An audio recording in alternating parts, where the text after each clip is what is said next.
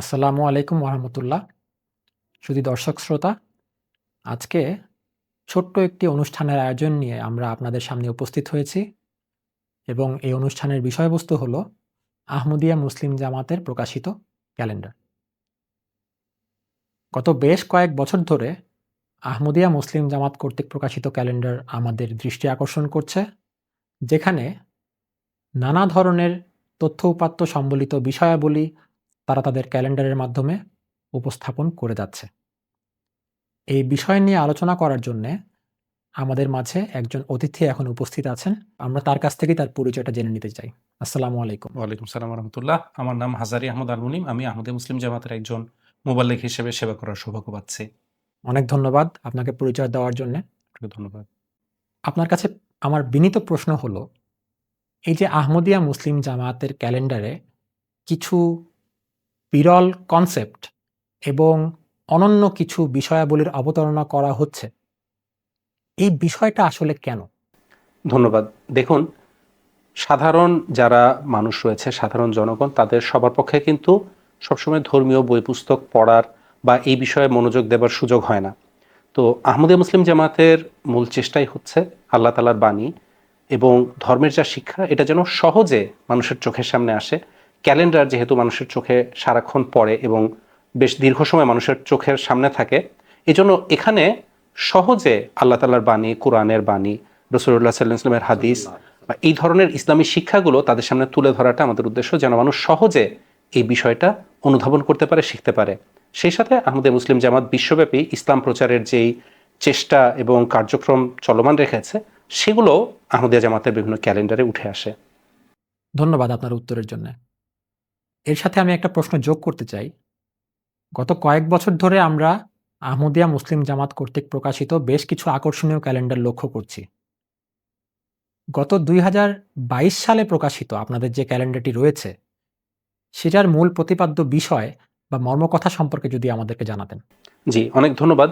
দেখুন, ২০২২ সালে আহমদে মুসলিম জামাত বাংলাদেশ যে ক্যালেন্ডারটি প্রকাশ করেছিল, সেখানে ৪ পৃষ্ঠায় মহানবী সাল্লাল্লাহু আলাইহি সাল্লামের ৪টি হাদিস উদ্ধৃত করা হয়েছে, তুলে ধরা হয়েছে এবং এই হাদিসগুলো শেষ যুগ এবং শেষ যুগে আগমনকারী যেই মহাপুরুষ, যিনি উম্মতে মুসলিমার সংস্কারকল্পে এবং তাদের উদ্ধারকল্পে আসবেন, আর তার আগমনের পর উম্মতে মুসলিমার করণীয় কি, সেই বিষয়টি তুলে ধরার চেষ্টা করা হয়েছে। আমি যদি একটু সুযোগ নেই, আমি যদি একটু দেখাই, এটি ২০২২ সালে প্রকাশিত ক্যালেন্ডারটি এবং আপনারা দেখতে পাচ্ছেন এর প্রথম পৃষ্ঠায়, অর্থাৎ জানুয়ারি, ফেব্রুয়ারি, মার্চ, এই ৩ মাস মিলিয়ে যেই পৃষ্ঠাটি, সেখানে সুনান আবু দাউদ শরীফের একটি প্রসিদ্ধ হাদিস উল্লেখ করা হয়েছে।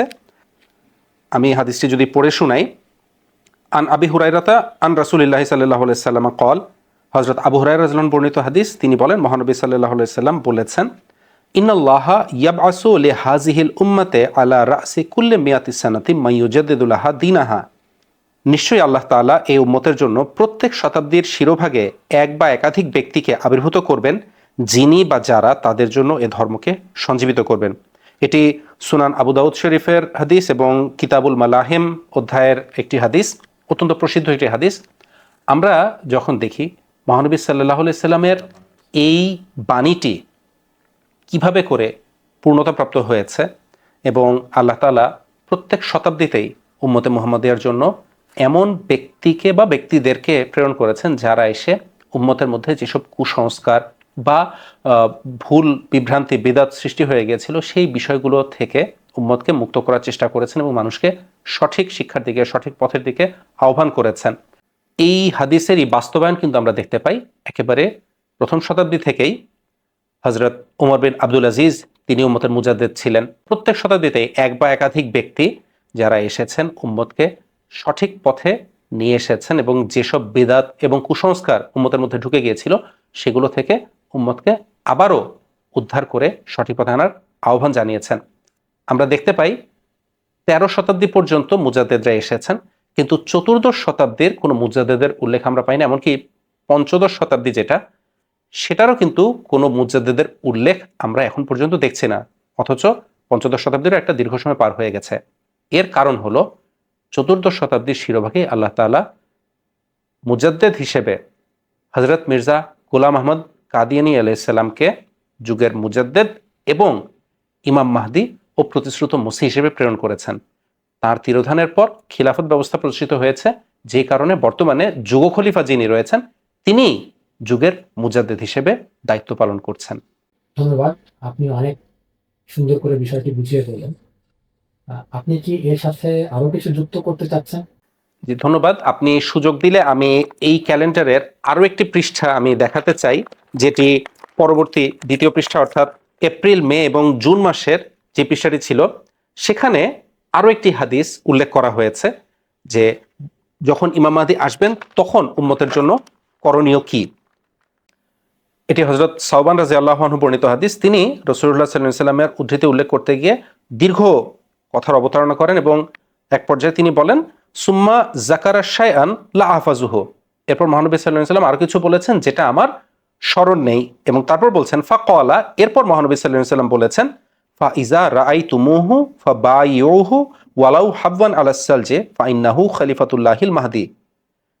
যখন তোমরা তার সন্ধান পাবে তখন তার হাতে বয়াত করবে, যদি বরফের পাহাড়ের ওপর দিয়ে হামাগুড়ি দিয়েও যেতে হয় তবুও, কারণ নিশ্চয়ই তিনি আল্লাহর খলিফা আল মাহদি। এটি সুনান ইবনে মাজাহ শরীফের বাব খুরুজুল মাহদির একটি হাদিস এবং অত্যন্ত প্রসিদ্ধ হাদিস। এই হাদিসে রাসূলুল্লাহ সাল্লাল্লাহু আলাইহি ওয়াসাল্লামের সুস্পষ্ট নির্দেশ আমরা দেখতে পাই উম্মতে মুহাম্মাদিয়ার জন্য। যখন ইমাম মাহদির সন্ধান তোমরা লাভ করবে তখন যত কষ্টই হোক, এমনকি বরফের পাহাড়ের উপর হামাগুড়ি দিয়েও যদি যেতে হয়, অর্থাৎ চরম জাগতিক কষ্ট সহ্য করে হলেও তার হাতে বয়াত করতে হবে, যেটি উম্মতে মুসলিমার দৃষ্টির দিকে আকর্ষণ করছে ইমাম মাহদী আসলে আমাদের কি করণীয়। ধন্যবাদ আপনার উত্তরের জন্য। প্রিয় দর্শক শ্রোতা, আজকে আমরা 2022 সালে প্রকাশিত আহমদিয়া মুসলিম জামাতের ক্যালেন্ডারের প্রথম দুটি পাতায় উল্লেখিত বিষয়াবলী নিয়ে আলোচনা করেছি।